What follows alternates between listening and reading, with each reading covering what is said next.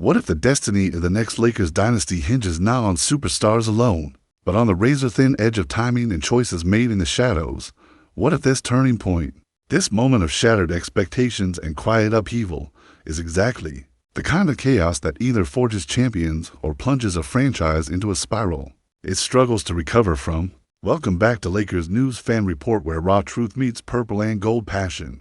Smash that like button, hit subscribe, and ring the bell so you never miss a second of this drama. Now, let me take you deep inside the latest seismic rift, shaking Los Angeles basketball, because this week, the headlines dropped with the weight of a wrecking ball. Bradley Beal, after finally cutting ties with the Phoenix Suns, has made his choice. And no, it's not the Lakers, it's the LA Clippers. Confirmed by none other than Chums Charania. That notification flash on my phone sent a surge of adrenaline mixed with a pang of disbelief. The kind of news that feels like your heart skips a beat. Before reality sinks in, we all knew Beal was a long shot. But to see him slide past the Lakers are purple and gold only to join the crosstown rivals? That stings. Maybe not, because we didn't want him, for make no mistake. Every Lakers fan dreamed of adding that lethal scorer next to LeBron and AD, but because it was the unexpected, the silent knock at the door that nobody wanted to hear, the Clippers now unlock a terrifying new weapon, a trio of Bradley Beal, James Harden, and Kawhi Leonard, backed by a solid supporting cast that instantly morphs them into a nightmare for the Western Conference. If you thought the West couldn't possibly get any deeper, think again. So, where does this leave the Lakers? They had interest in Beal, sure, and likely dangled every dollar of their biannual exception around $3.9 million of the $5. One maximum, hoping for that elusive homecoming. But Beal wasn't buying. He saw richer money, more playing time, and a more attractive spot elsewhere. Golden State held back their non-taxpayer mid-level exception. Milwaukee waited patiently. Many teams hoarded their cap space, every one of them silently holding breath for the Beal reveal. Now, that market cracks wide open. With Beal off the board, teams suddenly have cap space for other free agents, a contract slot vacated, and a market that's ready to surge against something we hadn't seen for weeks. This upheaval may yet breathe new life into the Lakers' offseason moves, but only if they're willing to strike quickly. And that's the million-dollar or multi-million-dollar question. Who steps up next? Because the Lakers roster screams a desperate need for a legitimate 3-and-D wing. The hopes pinned on young guys like Jake LaRavia and Adoree Adu-Defa are real, but still glazing with uncertainty. Neither reliably fills the gap that Beal might have addressed. According to Brett Siegel of Clutch Points, the Lakers front office is scouring both free agency and trade options for exactly that. A wing who can lock down defensively and provide credible shooting from deep. Andrew Wiggins was once in the mix, but now seems off the table. And maybe that's a blessing given the high price tag fans were whispering about. But that leaves what options? Let's run through some names that have flown under the radar, but could be the hidden keys to this puzzle. Josh Okogie, freshly waived by the Charlotte Hornets, has recently entered the dance. At 26, not fading anytime soon, Okogie brings elite defensive pestering presence at the point of attack, with nearly 2 steals per 36 minutes and a length about as scary as a 7-foot wingspan can get. He can guard multiple positions, harass ball handlers, and disrupt defenses like a defensive nightmare. But here's the rub. His three-point shot is spotty at best. A career 29.9% marksman from deep, dipping under 30% from the corners. Okogie's offensive contributions are a gamble. As a lifelong Lakers fan who has stood through every soaring triumph and soul-crushing heartbreak, I can't help but feel a mixture of hope and dread wrestling inside me right now. Is this the dawn of a new purple and gold empire, forged in timely moves and gritty underdogs? Or are we witnessing the fragile unspooling of a dream once thought inevitable? Drop your take in the comments. I'll be reading every one, because right now, in this moment of uncertainty, Lakers Nation needs to speak as loud as we feel. Listen up, Lakers Nation, right now. This isn't just speculation or knee-jerk reaction. This is a call to arms shouted from the heart of every person who bleeds purple and gold. Because what's at stake here runs deeper than just wins and losses. This season isn't just another calendar flip. It's a crossroads where legacies will either be cemented in the annals of Lakers glory or crumble under the crushing weight of unmet expectations and missed opportunities. Think about LeBron James, the King, whose narrative is now inching closer to its final chapters. Every decision the front office makes touches his legacy, Does he get the help he needs? The weapons to chase a ring that would silence doubters forever? Or is he trotted out yet again like a fading king in a dynasty gasping for air? Anthony Davis, that mercurial giant who has borne the curse burden since he laced up purple and gold. His body a map of injuries and grit.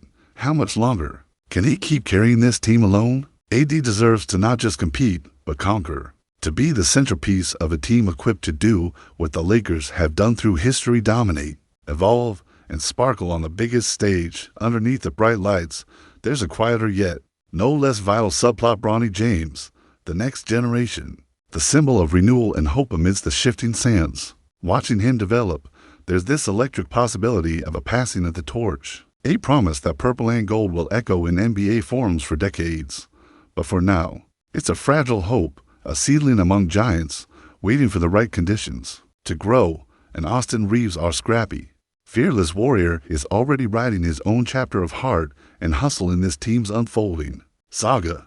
But what if the front office stumbles again? What if the missing piece remains just out of reach? The Lakers have always been a franchise defined by high-stakes drama, those 1980s Showtime days, when Magic twirled the ball like a sorcerer casting spells. The 2000s three-peat dynasty, where Kobe and Shaq bulldozed opponents with unstoppable force. The painful 2010s, where internal clashes and front office blunders chipped away at the once brilliant anti-armor.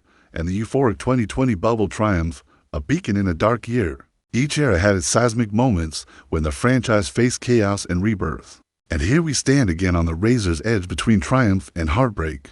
Now imagine this offseason drama isn't contained to just the Lakers.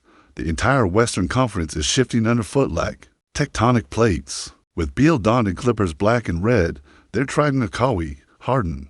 And Beal isn't just a threat. It's a tsunami aimed straight at carving a new dynasty in LA as shadow. Warriors still lurking, waiting for a chance to reclaim their throne, clutching onto their gold standard of shooting and championship pedigree.